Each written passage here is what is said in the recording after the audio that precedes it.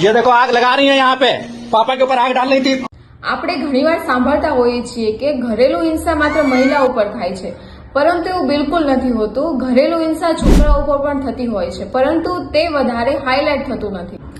કેમ કે domestic violence માટેની સ્પષ્ટ કલમો આપવામાં આવેલી છે.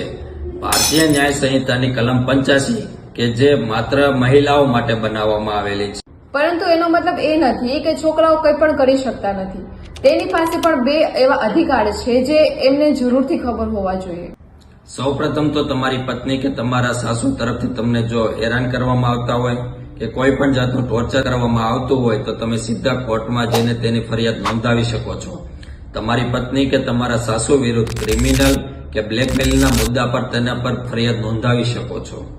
બીજું તમે શું કરી શકો છો? સિવિલ કોર્ટમાં વળતર માંગવા માટે દાવો પણ કરી શકો છો અને તેમાં તમે તમારી પત્ની પાસેથી વળતર પણ માંગી શકો છો. આવા કેસમાં સમન્સ મોકલવામાં આવે તો બની શકે કે તમારી પત્ની તરફથી સેટલમેન્ટ માટેનું કહેવામાં આવે, કેમ કે તે પણ જાણે છે કે તેની વિરુદ્ધ પણ કાર્યવાહી થઈ શકે છે.